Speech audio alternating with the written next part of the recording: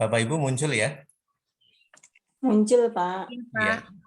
Baik, Bapak Ibu, pagi ini renungan firman Tuhan tentang saya beri judul tentang pengampunan, Bapak Ibu. Saudara-saudaraku, sebenarnya pengampunan atau mengampuni itu satu kata yang gampang diucapkan, tetapi banyak orang gagal untuk mempraktekkannya. Dan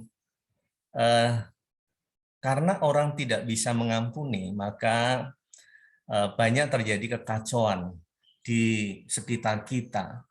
Kekacauan di dunia ini sebenarnya juga salah satu penyebabnya adalah banyak orang yang tidak bisa mengampuni. Termasuk sekarang ada peperangan juga di belahan dunia yang lain, itu juga itu juga karena tidak mengampuni, karena ada dendam, ada benci, ada kerusakan, ada perceraian, kenakalan remaja. Itu juga sebenarnya diawali dengan tidak mengampuni. Sebab itu ini penting, Bapak Ibu, saudaraku yang terkasih dalam Tuhan, hal mengampuni ini satu yang sangat penting, bahkan menjadi topik utama pengajaran Tuhan Yesus pada saat dia melayani atau pada saat dia mengajar murid-muridnya. Banyak hal yang Tuhan Yesus sampaikan tentang pengampunan. Dan Tuhan Yesus mengajar itu tidak hanya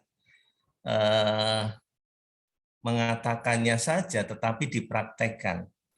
Bapak Ibu, mari kita baca dulu di dalam Lukas pasal 23 ayat 33 sampai 34. Saya bacakan Bapak Ibu buat kita semua. Ketika mereka sampai di tempat yang bernama Tengkorak, mereka menyalibkan Yesus di situ dan juga kedua orang penjahat itu.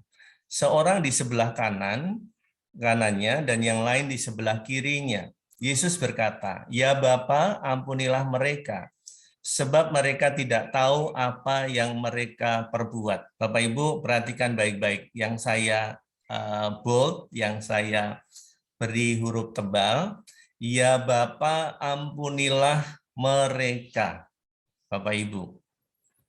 Jadi ketika Tuhan Yesus di dalam puncaknya sengsara di atas kayu salib, Tuhan Yesus mengucapkan ada 7 kata yang penting, ya. 7 kata yang penting, ya.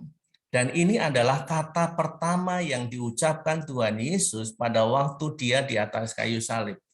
Ampunilah mereka, Bapak Ibu. Kalau saya bertanya kepada kita semua, kepada Bapak Ibu, mereka yang dimaksud Tuhan Yesus itu sebenarnya siapa, Bapak Ibu? Pada waktu Tuhan Yesus mengatakan seperti itu, di puncak-puncaknya dia mengalami penderitaan yang sangat hebat. Saya pikir tidak ada di dunia ini penderitaan semenderita seperti Tuhan Yesus pada waktu itu. Tapi Tuhan Yesus masih berkata, ampunilah mereka. Bapak Ibu, siapa sebenarnya mereka itu? Nah, Bapak Ibu, saya mungkin Bapak Ibu mereka itu adalah, ya, dan saya percaya mereka itu adalah semua yang ada di sekitar, ada di sekelilingnya pada waktu itu, yang ikut andil di dalam penderitaan Tuhan Yesus. Di situ ada tentara Romawi, pemerintahan Romawi, serdadu-serdadu. Jadi penderitaan Tuhan Yesus itu bukan saja pada waktu di atas kayu salib. Pada saat di Via Dolorosa, pada saat di jalan salib itu, Tuhan Yesus sudah mengalami penderitaan yang sangat hebat. Tuhan Yesus dicaci, diludahi, dicemooh. Mungkin ketika dia berjalan mendaki bukit itu sengsara itu sudah sangat menderita. Dengan dia memikul salib, Dan itu dilakukan oleh orang-orang yang ada di sekitar situ. Nah, inilah yang dimaksud mereka itu. Termasuk orang-orang Farisi, ahli Taurat. Kalau dilihat di gambar ini ya, ini ilustrasi saja Bapak Ibu. Lalu algojo tentara Romawi yang mencambuk tubuh Tuhan Yesus. Dan dicambuknya itu di ujungnya ada kailnya. Ketika dia cambuk, tubuhnya terpecah, darahnya tercurah, Bapak Ibu. Jadi kesakitan Tuhan Yesus pada waktu itu, saya yakin bukan saja sakit fisiknya, tetapi juga secara psikis, secara kejiwaan, suasana kebatinan Tuhan Yesus pada waktu itu pasti sangat sakit. Bapak, Ibu, Saudara, kita bisa bayangkan betapa sakitnya Tuhan Yesus pada waktu itu.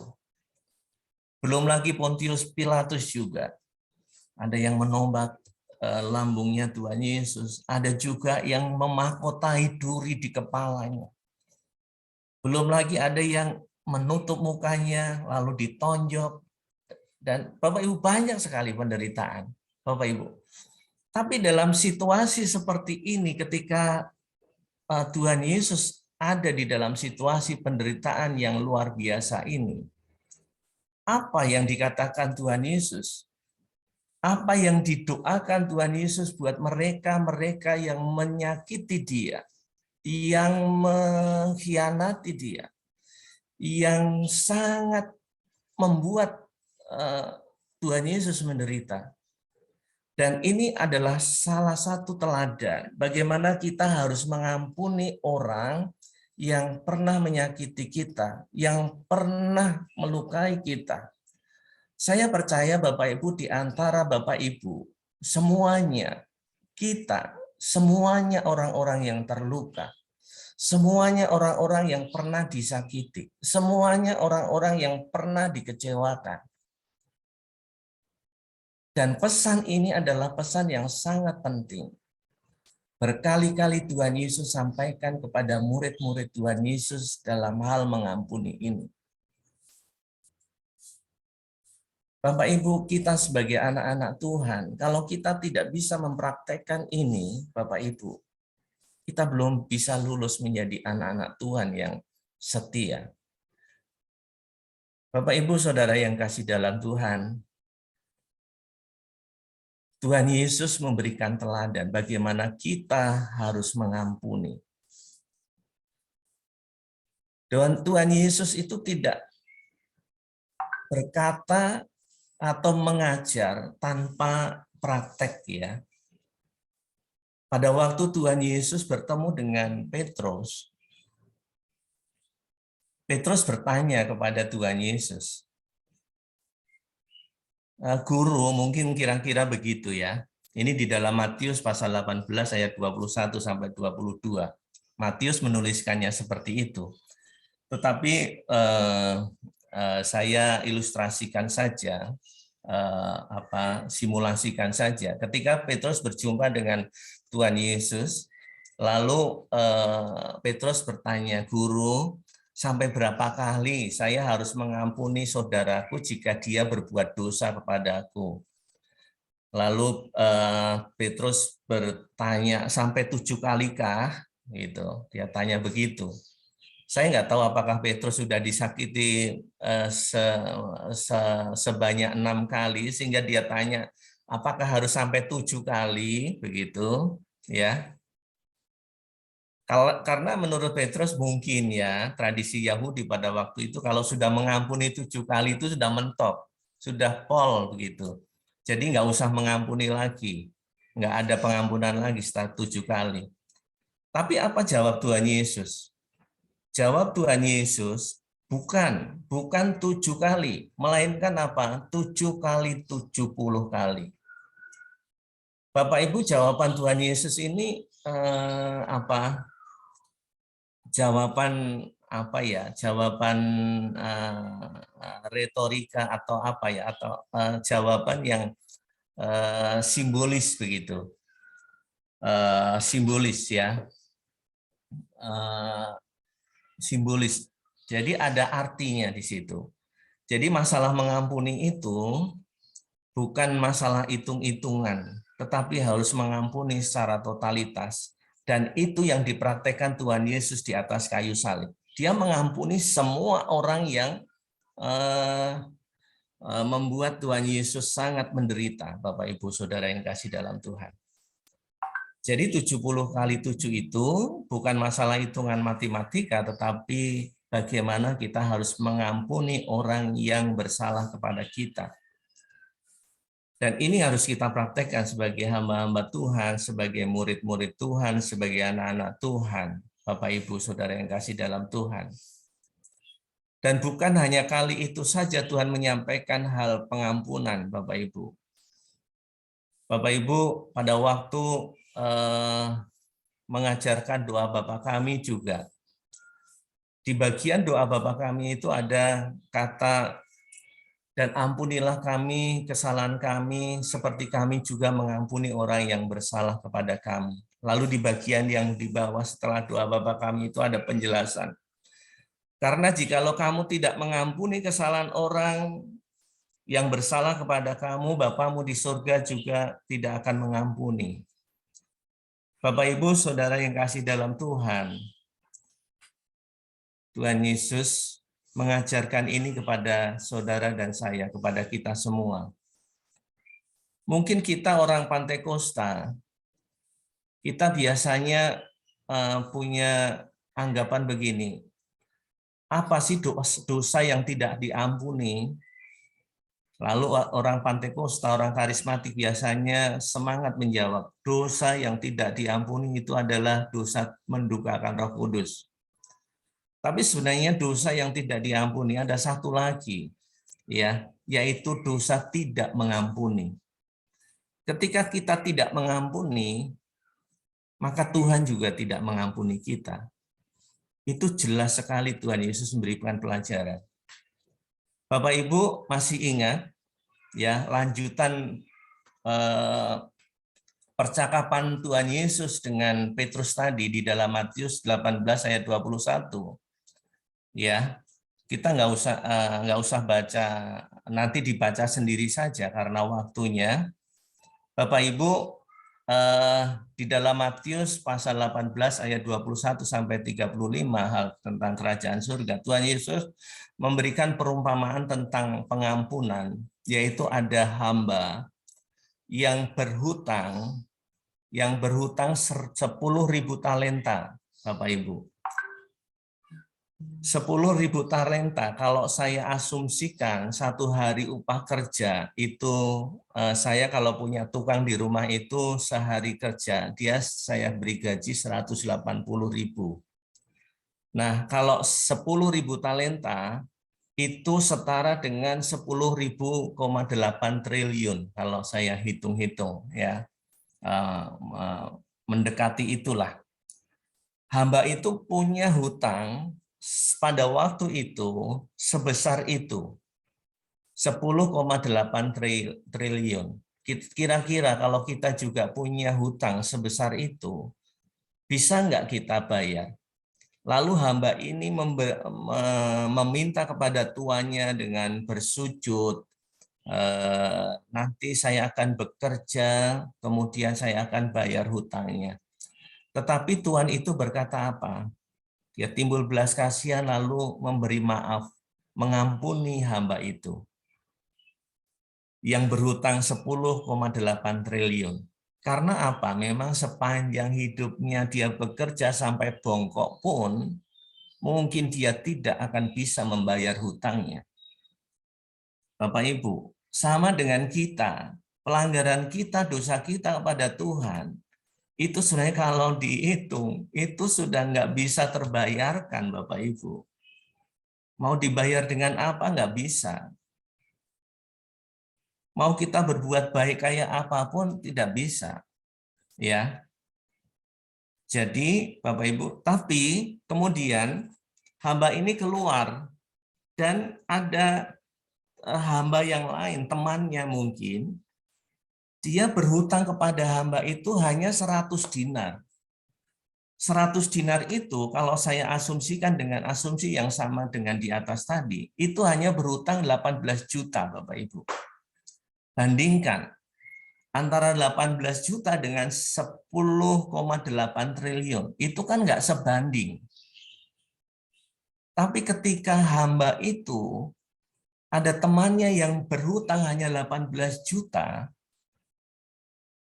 dia bertindak kasar dan dia mencekik hamba yang berhutang hanya 18 juta itu, dipaksa suruh membayarnya.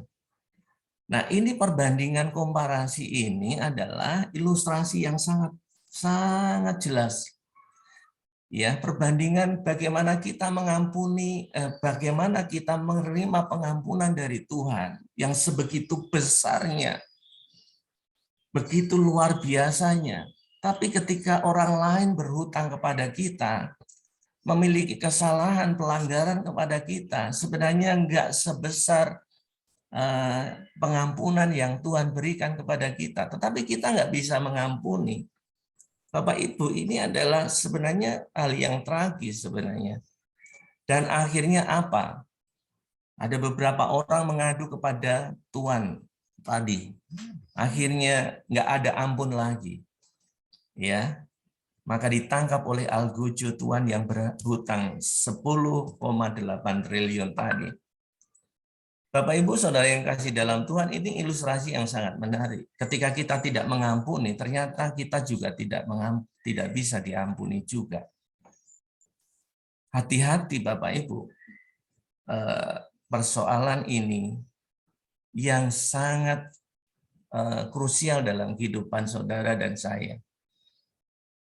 Saya percaya Bapak Ibu, semua kita mengalami peristiwa-peristiwa yang hampir sama.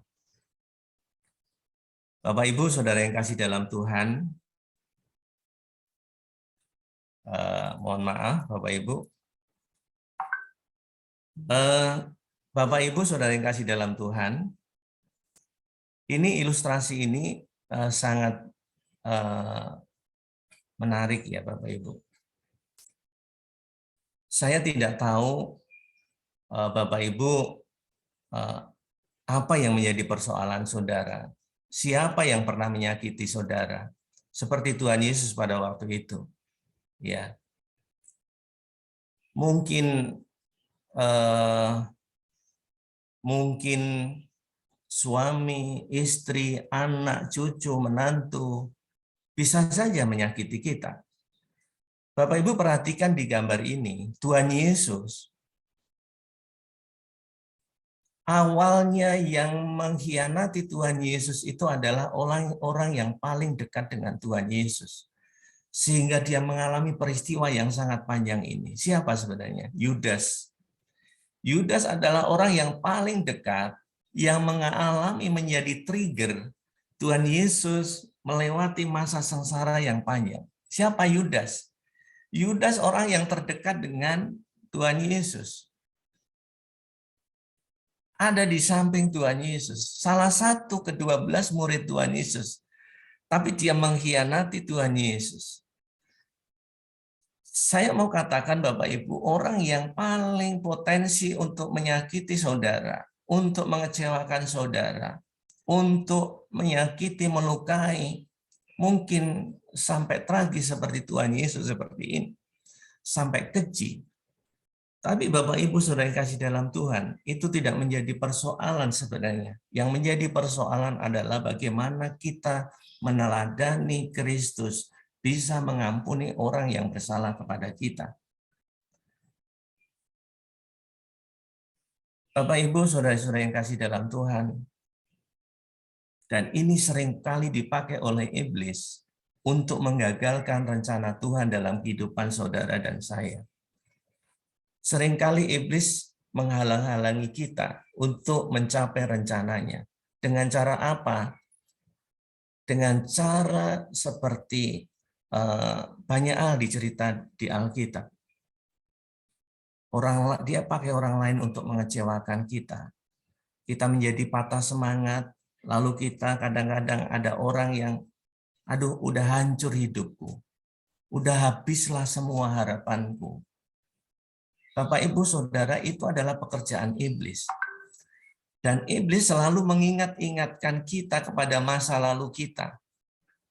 Dan itu pekerjaan iblis. Iblis itu tidak punya masa depan, Bapak Ibu. Benar nggak? Iblis itu nggak punya masa depan. Maka pekerjaan dia itu hanya mengingatkan masa lalu. Iblis itu masa depannya udah jelas dia akan dihukum pada neraka yang kekal. Sehingga dia mengingatkan kita pada masa lalu kita. Tetapi Tuhan tidak. Tuhan menyediakan masa depan kita yang cerah, yang gemilang. Keselamatan yang kekal yang akan Tuhan berikan kepada saudara dan saya. Sebab itu jangan biarkan iblis itu menggagalkan rencana Tuhan dengan cara saudara menyimpan akar kepahitan, menyimpan dendam, menyimpan benci kepada saudara siapapun. Bapak Ibu Saudara yang kasih dalam Tuhan. Sekali lagi kata-kata ini adalah kata yang gampang diucapkan, tapi sulit untuk dipraktekkan. Hal mengampuni ini sulit dipraktekkan. Banyak orang gagal, tidak bisa mengampuni. Dan kekacauan terjadi di mana-mana. Saya punya anak murid itu, Bapak Ibu, banyak yang punya hal yang mungkin punya perilaku yang aneh-aneh. Kadang-kadang itu kalau ditelusuri karena orang tuanya tidak mengampuni, sehingga terjadi keretakan rumah tangga, sehingga terjadi perceraian, perpecahan, yang korban apa? Anak-anaknya. Anak-anaknya juga. Dan ini merembet kemana-mana. Ini pengerjaan iblis. Saya tidak tahu Bapak Ibu Saudara punya masa lalu seperti apa. Apakah saudara pernah dikecewakan anak saudara, menantu saudara, suami saudara, istri saudara, orang-orang yang terdekat dengan saudara? Itu berpotensi besar. Tapi Tuhan Yesus berkata, ampunilah mereka, karena mereka tidak tahu apa yang mereka berbuat. Jadi Bapak Ibu Saudara-saudara yang kasih dalam Tuhan, mari kita meneladani bagaimana Kristus mengampuni orang yang menyakiti dia. Bapak Ibu Saudara-saudara yang kasih dalam Tuhan, lalu saya mau bertanya ini. Apa sih alasannya kita mengampuni, Bapak Ibu? Alasannya kita mengampuni itu apa? Tadi Tuhan Yesus memberi ilustrasi supaya saya diampuni oleh Tuhan. Oke, benar, ya. Karena itu dikatakan Tuhan. Sebagian orang berkata, saya mengampuni orang supaya saya menerima mujizat kesembuhan dari Tuhan. Bisa juga. Ada orang yang memberikan pengampunan ketika dia sakit, dia menerima mujizat dari Tuhan. Menerima kesembuhan dari Tuhan. Menerima kelepasan. Banyak. Jadi ada kuasa pengampunan. Tetapi satu hal yang dicontohkan Tuhan Yesus kepada kita, memberikan pengampunan kepada orang lain, itu bukan berpusat pada diri kita supaya kita mendapat kesembuhan, supaya kita mendapat berkat, supaya saya diselamatkan. Bukan itu saja. Kita mengampuni, kita memberikan pengampunan, itu supaya orang lain diselamatkan, Bapak Ibu.